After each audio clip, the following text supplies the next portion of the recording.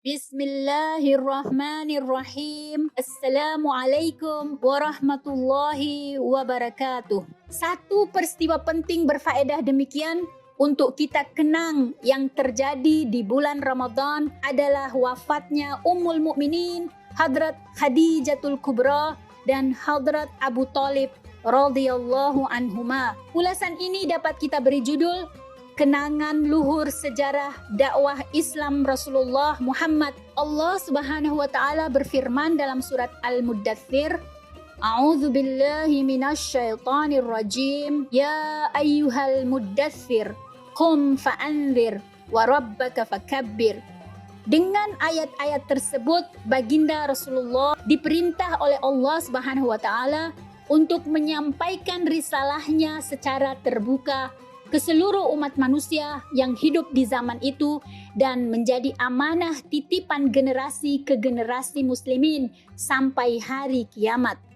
Sejarah Islam menggores kisah dua sosok pribadi mulia Islam itu dari kalangan bangsawan atau elit tersohor di kota Hijaz yang terkenal dengan kekayaan, kebangsawanan, kepemimpinan, kedermawanan, berbudi luhur kemanusiaan, penuh belas kasih, dan pengorbanan demi menghidupkan nilai-nilai murni moral yang diusung oleh fitrah suci Tuhan melalui ajaran Islam yang dibawa oleh utusannya Muhammad sallallahu alaihi wasallam telah membuat kedua sosok pribadi mulia itu mempersembahkan segala yang dikaruniakan oleh Tuhannya secara jujur dan gigih digunakannya kembali untuk menegakkan agama Tuhan hingga ajal menjemput keduanya di bulan Ramadan. Bagi Rasulullah Sallallahu Alaihi Wasallam, di tahun wafatnya dua sosok mulia Hadrat Khadijah dan Hadrat Abu Thalib dikenal sebagai tahun kesedihan. Hadrat Khadijatul Kubra sebagai seorang istri baginda Rasulullah Muhammad Sallallahu Alaihi Wasallam sudah cukup sempurna menjunjung tinggi dan berlaku mulia mempersembahkan peranan sebagai istri baginda Rasulullah.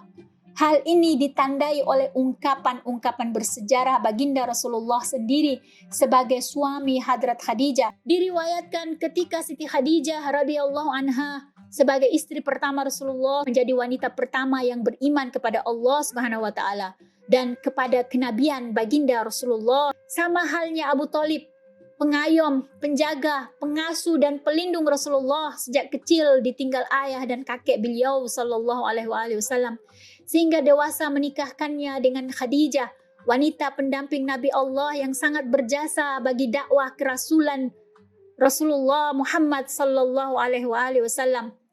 Abu Thalib yang membela Islam dan Rasulnya dituduh kafir oleh sebagian orang pendengki dan ghafil atas keutamaan Abu Thalib, sang ayah Sayyidina Ali karamallahu wajhah.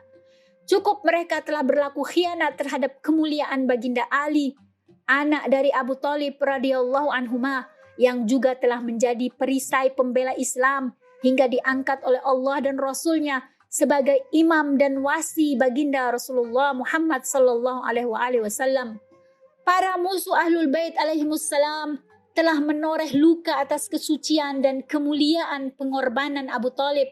Namun di sisi lain, justru kita dapat melihat sebagai tanda bijaksananya Hadrat Abu Thalib menjadi penenang pihak kafir untuk tidak mengganggu dakwah suci baginda Muhammad sallallahu alaihi wasallam dengan menyimpan rapi imannya kepada Islam dalam relung jiwa dan sekujur jasadnya melayan dan memperjuangkan hak berbicara bagi utusan Allah untuk menyampaikan risalah sucinya dengan lancar.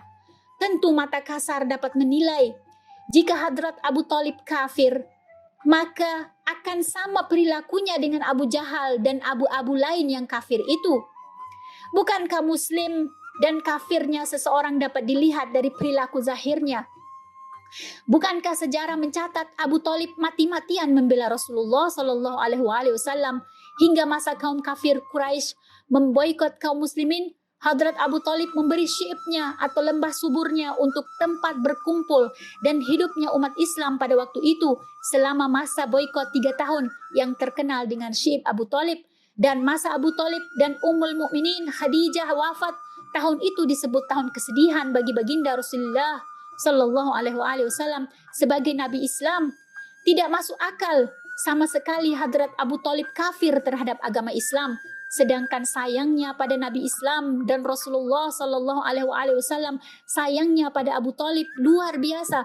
Bukan karena hubungan anak saudara atau bapak saudara atau pamannya, namun terlebih karena akidah Islam dan keimanan Abu Thalib atas agama Islam yang dibawa oleh baginda Rasulullah Muhammad Sallallahu Alaihi Wasallam.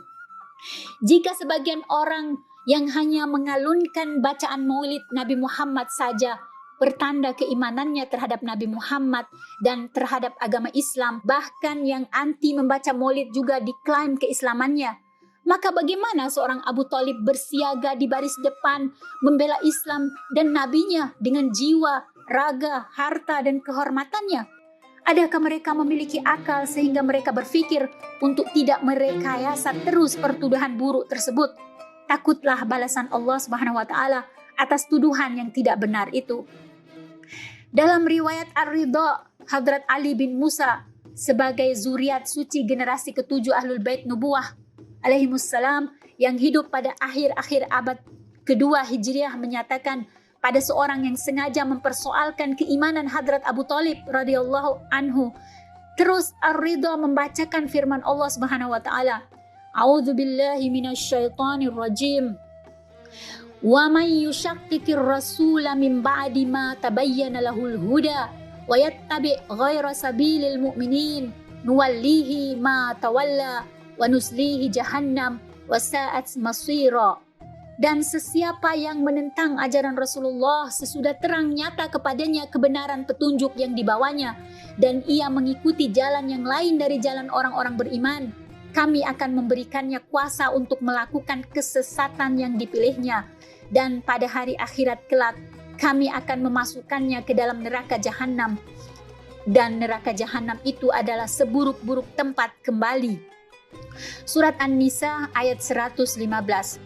Berdasar ayat tersebut, Ar-Ridha menyatakan pada orang tersebut, kamu jika tidak mengakui keimanan Abu Thalib, maka neraka jahanam tempat kembalimu.